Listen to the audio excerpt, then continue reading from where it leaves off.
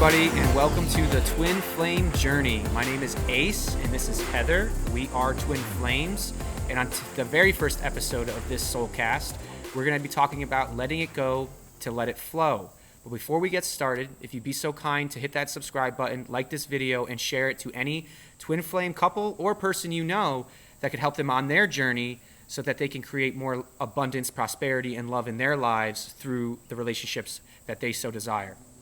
So Heather, we decided to start this show about a month ago. We've been on this journey together for about a year and having our ups and downs and lefts and rights, but to be honest, it's been one of the most beautiful years of my life. Mine and too. So grateful for the love that you bring me and how you help me get in my heart and how you help me stay there. You're my muse, and I love you so very much. And we just felt that we talked to a lot of twin flames, and we talked to a lot in separation, because there are certain things that are happening in their relationships that are causing rifts between their spirits. What I'm seeing a lot of, and what Heather's also seeing a lot of, is that we're bringing a lot of our human narratives and storylines, our human drama and traumas, into these divine relationships and doing the same thing over and over again, expecting different results. What didn't work in our karmic relationships are most certainly not going to work in these twin flame relationships, and that is the whole point of the Twin Flame Journey podcast, Soulcast, is to help those people looking for more knowledge, wisdom, and lived experience to help them on their path and with their twin flames. So today's episode being letting it go and letting it flow, we're going to talk about just that. We're going to talk about how to not control our relationships with our ego programs. We're going to talk about how to take self-inventory to know what's real and what isn't. We're going to talk about what's the difference in a relationship of spirit, what's the difference in a relationship with ego, how to recognize that inside of you, how to recognize that ego voice when it's kind of yapping about your partner that isn't true. It's just scared or fearful. So we're going to get into all that today. But I wanted to get it started with Heather explaining to us, where did you get this divine download to start this episode, to do this episode on letting it go and letting it flow, and what does it really mean to you? When I first saw you and we started connecting, I got into really deep meditation, and I asked my higher self about you and what it was, and my higher self told me to let it go and let it flow with the number 4, which was another synchronicity that later helped down the line. We're literally in pavilion number 4 right now, so it's ironic. So, to me, letting it go is not worrying about where it's going, what the purpose is. It really doesn't matter. What matters is you're here on this planet Earth to grow your soul. If you knew, this person's just going to hurt me, you're not going to go down that road. And so, and it's a lesson that you need to learn. And so just letting go of knowing the outcome of any relationship is very beneficial, and letting go of the control and giving it up to source, God, universe, whatever you believe in. Letting it flow, spirit flows, ego controls. Everyone tries to control their reality. Rightfully so, it's scary. But really, in my journey, just letting it go and letting it flow, I found I'm more happier just in general. The first thing we have written down that we wanted to hit on was trusting our intuition. And before we got on and started making the video, she asked me a really good question. She goes, how do you know when your ego's spooling, or I call it spooling because it's like a turbo, it just keeps going. So how do you know when your ego's talking, and how do you know when it's spiritual? Like, how do you know when it's your ego being afraid and just whispering sweet nothings into your ear, trying to get you to not trust your twin flame connection? And how do you know when there's an actual red flag that needs to be addressed? And the way I answered it was, it's by how that voice in my head is speaking to me about it. What I've realized is that my ego gets kind of mean when it's scared, and it'll start to project negative thoughts and future-based thinking, or bringing up the past, or kind of creating storylines and narratives that have some truth to them but aren't completely true. And what I'm able to do through years, this is a years-long pursuit of understanding my own internal voices, my own internal ego. Like I like to tell her all the time, I have 32 personalities. I'm like Baskin and Robbins. I just got to figure out who's talking at that time. And so it's how are those words making me feel inside? What's it doing? Is it making me feel closer to her, or is it making me want to run away? Is it making me feel like I can bring her in, I can lean into her love, or is it making me feel like I'm pulling away? But sometimes, the ego has validity to what it's saying. It just doesn't say it right. It's like that. It's like your older brother or older sister who kind of just gives it to you like it is, and just gives it to you straight and doesn't care about beating around the bush or setting it up with tact. So it's also deciphering your ego and what it's trying to tell you.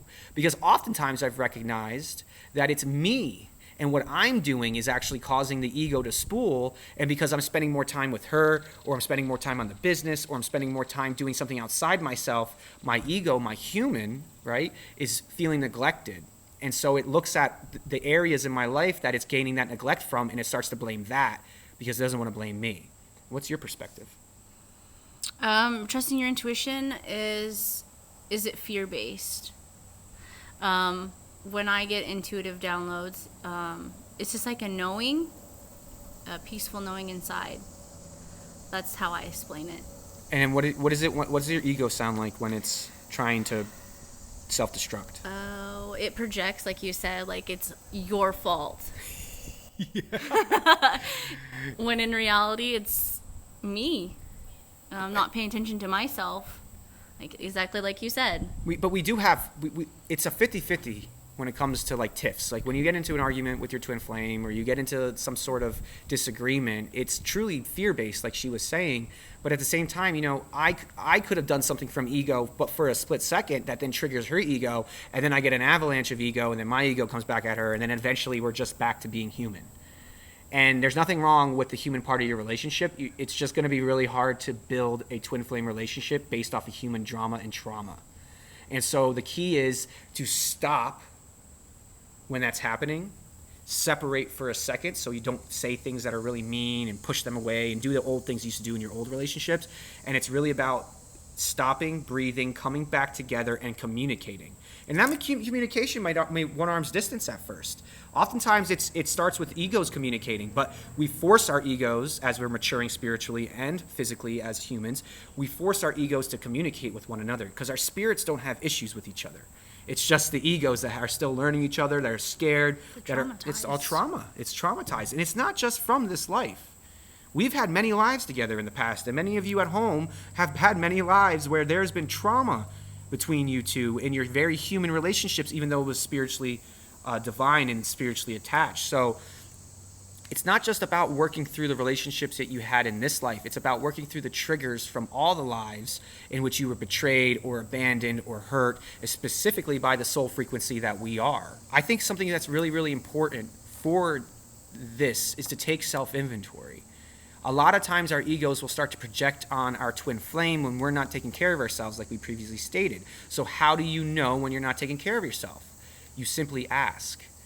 And it takes going within, as we hear a lot, spending some time with yourself in meditation. Doesn't mean you have to have a quiet brain.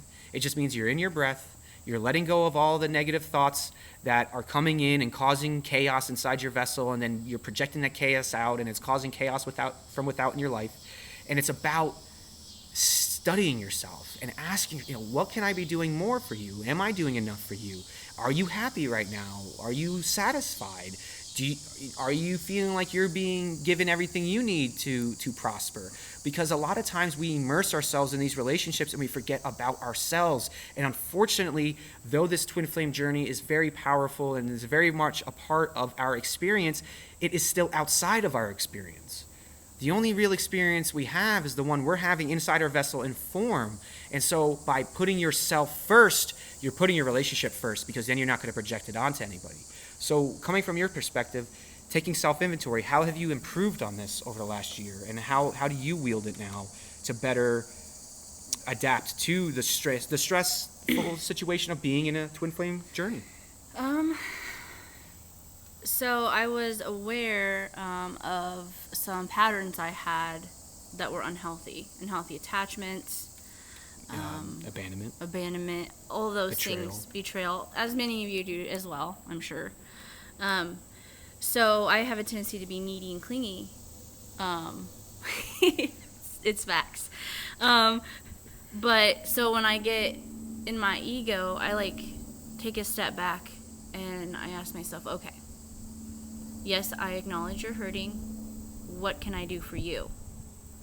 Because it's not his job to make me happy. It's my job to make me happy. And then we become happy together. Yes. And so that's kind of what I do. And if after reflecting a little bit and I still have these feelings, then I come and I communicate with him like I'm feeling a certain way. And we talk it out and work it out. Like, we both believe that specifically relationships in general should be based in healing, founded in healing, helping each other heal, because it's a positive foundation. But specifically this twin flame journeys, because it's not just this life we're healing from. So learning release techniques is very important, which we offer that to anybody in the audience, anybody watching at home who wants to work with us, who wants some twin flame coaching, who would like to help release some traumas that are causing them from being able to fully open their hearts to their twin flame. That's what we do. That's the emotional release technique that we've been talking about. And what it does is it uses meditation, it uses breathing exercises, it uses visualization, and it uses quantum healing spaces to let go of rooted memories that we may not even have a basis in. We may not even have a physical, mental memory of that in this time, but you can feel it. And it's been a trend in our lives that are causing us to not be able to lean into the love that we so desire. Taking self-inventory is a very important part of that, but it's not the only step into optimizing your twin flame journey. Another way to let it go, to let it flow, is to give it up to Source and let God lead the way. A lot of times when we allow our humans to dictate our path through, they want to control, they want to consume, they want to hold it. They need to hold it, and they need to mold it, and they need to make it their own. But it's already made for us. We designed it eons ago. Me and her and I designed this relationship so long ago that the more we allow it to naturally unfold, the more beautiful it is, the more happy we become. But as soon as we allow our fears to dictate any part of it, the ego starts to consume and to control. Source is pushed to the wayside, and it just becomes another karmic relationship. And who wants that? If that's what we wanted, then we'd still be in those karmic relationships that we've been in over and over and over again. But we chose to do something bigger than us, and we chose to be with someone that's going to challenge us. The twin flame journey is meant to challenge us. It's meant to unlock all the things holding us back so that we can release it together and expand into who it is we've always been and who it is we've designed ourselves to be. And I couldn't do that without her. I couldn't do it alone. I was floundering. What I often say about these twin flame relationships is we need to get to a point with ourselves that we can survive on our own, where we don't need anyone to tell us that we're happy. We don't need anyone to tell us that we're great and we're beautiful, and that we don't need anyone to give us that stuff.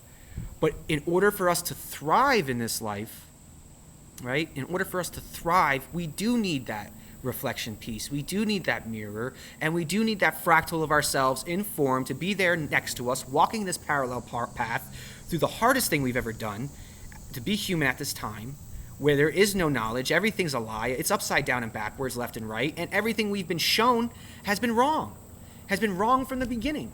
And so it's about coming together, choosing to be better together by looking at each other and ourselves from an objective lens, and not being afraid to dig in the mud and find those lotus flowers. That is how you can become assured when you're not sure. Because in the beginning of this twin flame journey, you're not sure of it. Everything is a reflection of what you need to heal. So it's scary, it's hard, it's traumatizing, it's challenging. But in order to be assured when you're not sure, is you need to leave it to God. And this is a God-based relationship. This is a source, this is a spirit relationship. It's a divine relationship. And the humans are just coming along for the ride and learning how to be together. And divine timing is everything with our relationship. Like, of course, I knew exactly you were my twin flame. I knew. She gets a lot of divine downloads and knowings and things like that. Yeah. So, of course, I wanted to jump right in head first, right? But I had a lot of trauma that I still needed to heal from.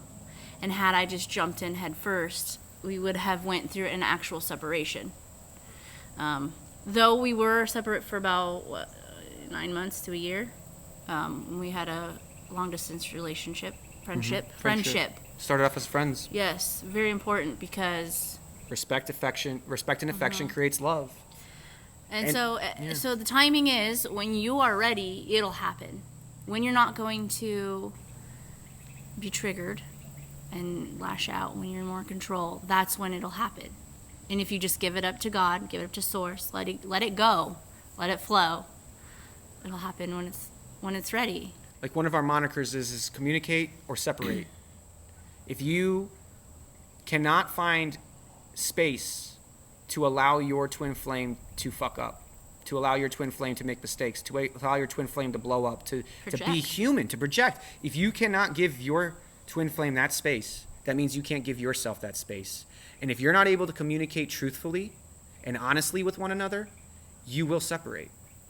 We see it over and over and over again. And the reason we say that respect and affection creates love is because a lot of times, based off the culture we're in, we immediately want to jump in the sack with one another. We immediately want to do what we've been taught to do, which is you love someone through physical connection, which may be the case. But what if it's not right away? What if your spirit loves that person, but your human is still very uncomfortable? What if your human has trauma? What if your human was traumatized by that spirit frequency, or your spirit was traumatized by that spirit frequency in another life and it doesn't trust? What if you have trust issues? There's all these things that come into play when you start to add physical aspects to the relationship. This is just advice. You're going to do what you're going to do. You're going to live how you're going to live. But if you want this twin flame journey to succeed in a way where you don't have to separate to learn the lessons necessary to grow, then you should maybe think about not jumping into bed with each other right away and building respect and affection so that there's love there, that there's a foundation of spirit, of healing, of kindness and understanding and listening. And then when you do finally come together in the physical, will be the most mind-blowing sex you've ever had in your entire life. You can't even call it that anymore because you're truly making love. And that's what we all want. That's all we want. We want to come back to that innocence where we could be literally naked with one another, completely vulnerable, and just look at each other and go, you are the most beautiful person I've ever seen. Thank you for seeing me, and thank you for being on this journey with me, not just in this life, but all the lives. We want that fairy tale ending. Well, it takes some type of effort to get there, and doing the same thing over and over again, expecting different results, is going to get you the same type of relationship. Patience. One that doesn't work. Patience. Exactly. Patience. So, one of the biggest things I've noticed with her and I in our relationship is I just don't need to know that much anymore. I'm learning the more I let go of the need to know, the more I allow the universe to flow, the more abundance comes in, and it's more than anything I could ever have expected. So, how did you let go of the need to know, and how did that affect our relationship in the beginning, and how did we kind of tweak that so that we can kind of allow divine inspiration to occur without us trying to control it? To be honest, I get in that mode where I need to know. It's a human part of it's human. It's just catching it. But I got to a point where I was like, okay, I'm about healing myself and making myself a better person. And so if that's what he's here to do, then that's what he's here to do, and I just let it go. And when I did that, it just started flowing in. We started connecting more. And there's been a couple times in our relationship that she started kind of wanting more than what I was willing to give. Her ego would come out and project onto me. I would return. We would end up communicating through it. And then I would end up giving her what it is that she was desiring anyway. What I'm learning is that it's what she wanted all the time. She just didn't feel comfortable communicating that until she built up enough energy inside that her ego can then lash out to have that awkward conversation.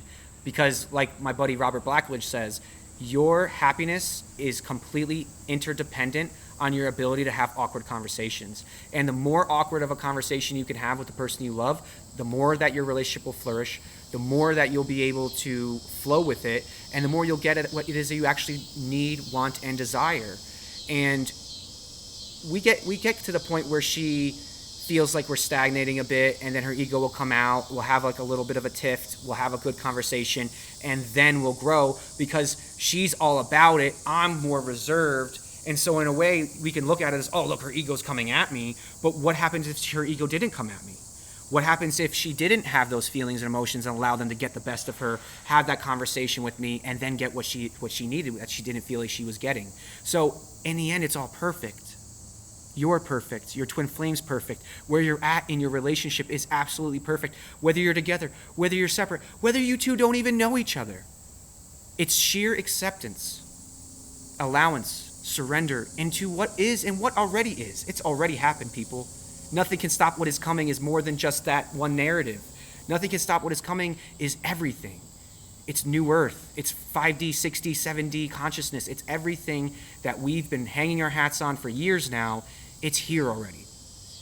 And you can experience that through your divine flame if you so choose. But it takes letting it go, and it takes letting it flow and not trying to control it. But if you try to control it, then maybe that's what needed to be done at that time so the right conversation could be had. So thank you all for allowing us to express ourselves, talk about our relationship and our journey. We really appreciate you. If there's anything else you'd like to say and hit on before we go. It's just the importance of letting it go and letting it flow. It's my biggest advice to you guys out there. And again, if you do not communicate, you will separate. So try to find a foundation of healing each other, together, healing together. Learn to communicate better than in any person of your entire life. That's why the communication with yourself is so important, is because if you can communicate with yourself, then you can communicate with your twin flame. And don't let fear dictate the path. Let source guide you. Give it up to God, because we're just human in this now moment. But this is a spiritual divine relationship, and it will be protected, it will be sacred, and it will be sealed from any of the BS that we're experiencing at this time. And let us be the ones that show the way for the rest of the relationships out there, because that's our job right now. So thank you for being courageous, and thank you for being amazing and strong and fearless and walking through the fire every day like you do.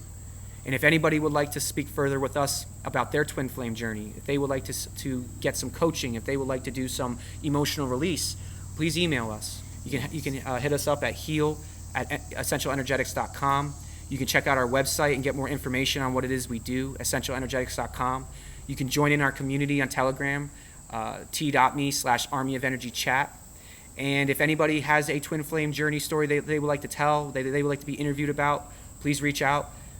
It's a group thing. This is not just our relationship that's going through this. There are millions of us going through what it is that Heather and I have chosen to speak about, because we're so passionate about it. We're passionate about helping people, and we do believe that the twin flames are here to establish a new precedent of love and light on this planet.